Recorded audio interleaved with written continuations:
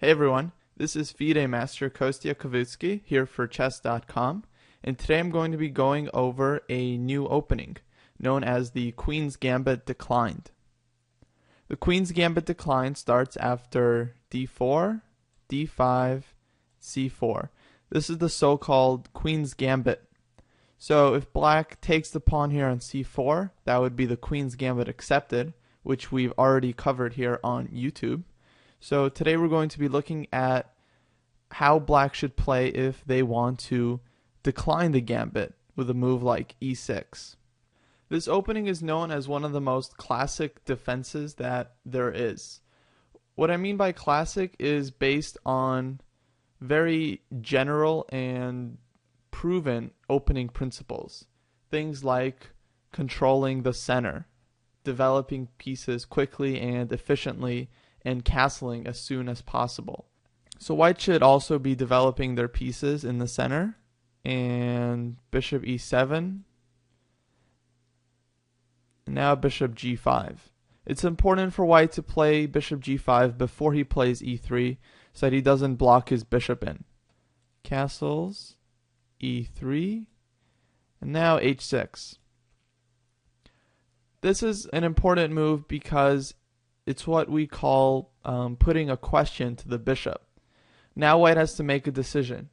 He either gives this bishop up and takes your knight, he moves his bishop back to f4, which means that there's no longer this pressure here on g5, or the bishop goes back to h4, which means that the bishop can never return on this diagonal. So after bishop h4, I think black can play b6. There's another move here, knight e4. This is known as the Lasker defense of the Queen's Gambit Declined.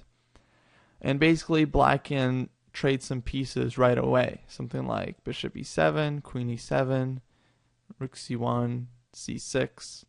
And this variation is very solid for black. He's going to play knight d7, b6, bishop b7. At some point he'll probably take this knight on c3.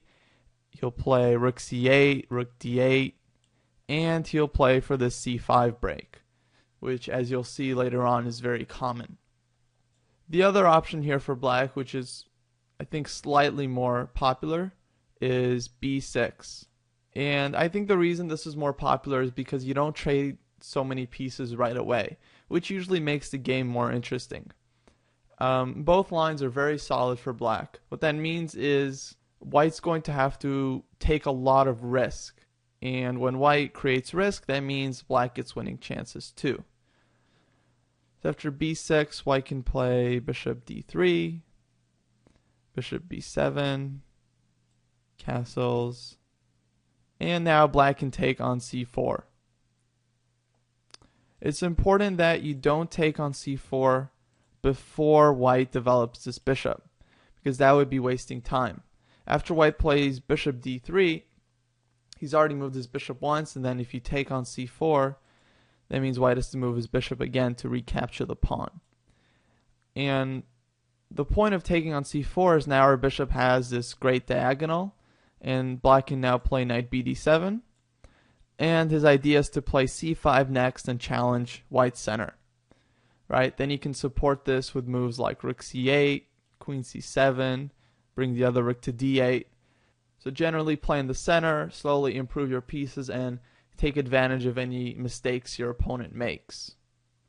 Meanwhile, white's plan in this position is to do something like queen e2, bring both of his rooks in the center, and at some point he can try to push e4 and e5 or d5.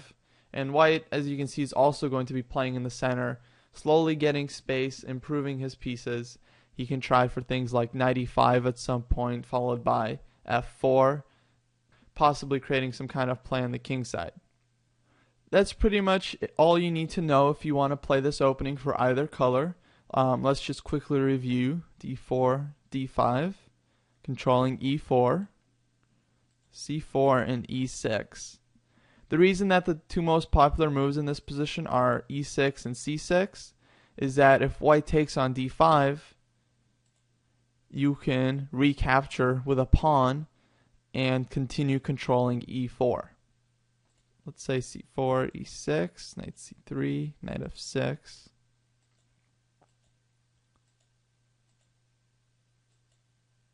And remember this move h6, putting the question to the bishop. And your main idea here is to develop your knight to d7, rook c8, and then c5. If you can play c5 before bringing your rook to c8, go ahead and do that. The sooner you can play it safely, the better, right? At some point, if you want, you can also take this pawn on c4 and open up your bishop on the long diagonal.